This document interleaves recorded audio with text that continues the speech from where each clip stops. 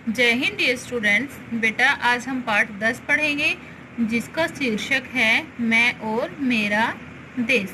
इस पाठ के माध्यम से क्या बताया गया है? इस पाठ के माध्यम से यह बताया गया है कि हम अच्छा या बुरा कोई भी काम करते हैं तो उसका प्रभाव हमारे आस पड़ोस, हमारे माता पिता के साथ साथ हमारे देश पर भी पड़ता है। यदि हम कोई अच्छा कार्य करते हैं तो हमारे देश का मान सम्मान बढ़ता है, ठीक है। और यदि हम कोई बुरा कार्य करते हैं तो इससे हमारे देश की प्रतिष्ठा, मान सम्मान में कमी आ जाती है। तो आइए इस पाठ को पढ़कर हम कुछ सीखते हैं कि हमें कैसे कार्य करने चाहिए और कैसे कार्य नहीं करने चाहिए। हमारे अच्छे कार्यों पर ही देश का मान सम्मान निर्भर होता है कि यदि हम अच्छे काम करते हैं तो वो अच्छे कार्य पर ही हमारे जो देश का मान सम्मान होता है वो निर्भर होता है। हमें ऐसा कोई भी काम नहीं करना चाहिए जिससे देश की प्रतिष्ठा पर आंच आए, कि हम कोई भी ऐसा काम न करें जिससे हमारे देश की प्रतिष्ठा क्या होती है बेटा? मान सम्मान, कि हमारे देश का मान सम्मान कम हो, उस पर आंच आए।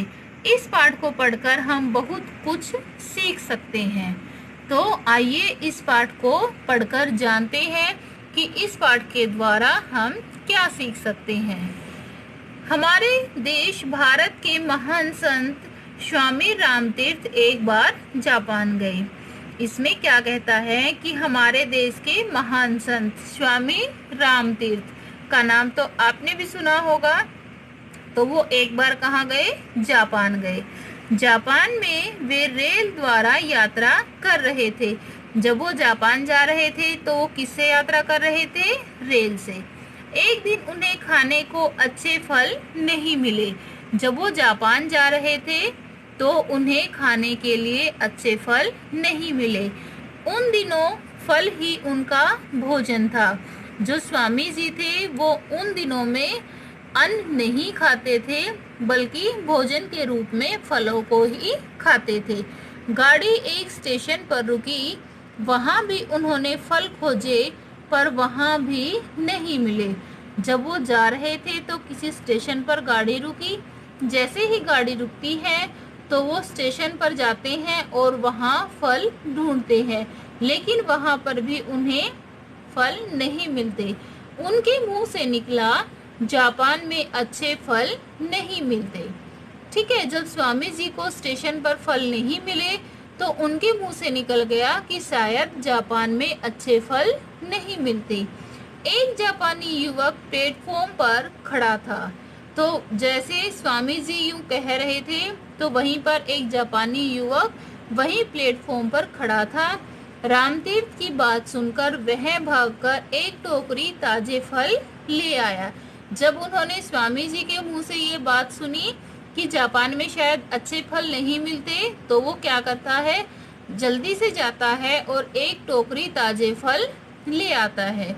उसने फल स्वामी जी को भेंट करते हुए कहा, लीजिए, आपको फलों की जरूरत थी। भेंट का मतलब क्या होता है? जैसे हम किसी को उपहार देते हैं, इस तरह से वो फलों की टोकरी लाता है और स्वामी जी को भेंट करते हुए कहता है, लीजिए, आपको फलों की जरूरत थी। स्वामी जी ने समझा यह कोई फल बेचने वाला है।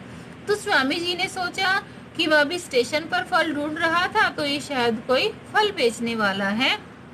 उन्होंने उससे फलों के दाम पूछे।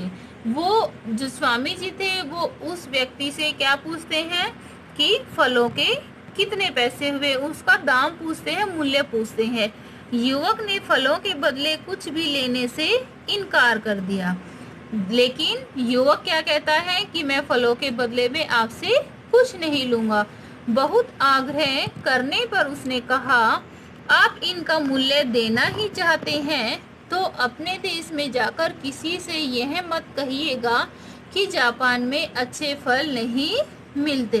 जब स्वामी जी बार बार उनसे प्रार्थना करते हैं, आग्रह करते हैं, तो वो क्या कहते हैं, वो युवक क्या कहता है कि यदि आप फलों का मूल्य देना चाहते हैं तो आप एक कृपया कर दीजिए कि आप अपने देश में जाकर किसी को ये मत कहना कि जापान में अच्छे फल नहीं मिलते। स्वामी रामतीर्थ युवक का उत्तर सुनकर मुग्ध हो गए। मुग्ध मतलब आश्चर्यचकित हो गए। युवक ने इस छोटे से कार्य से अपने देश का सम्मान बढ़ा दिया। युवक ने छोटा सा कार्य किया था कि एक फलों का टोकरा लाकर स्वामी जी को भेंट किया था और उसके बदले में उसने उनसे पैसे नहीं लिए, उनका मूल्य नहीं लिया।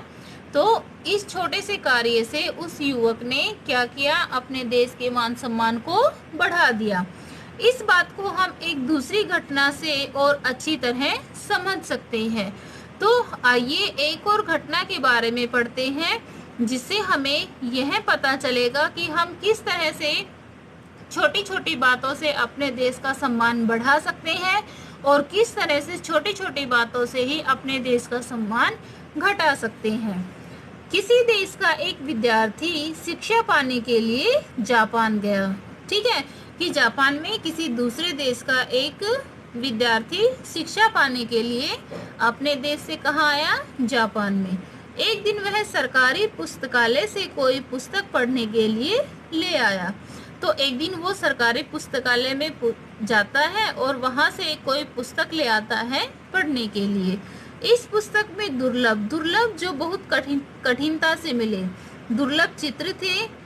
इन चित्रों को उस युवक ने पुस्तक से निकाल लिया और पुस्तक वापस कर दी।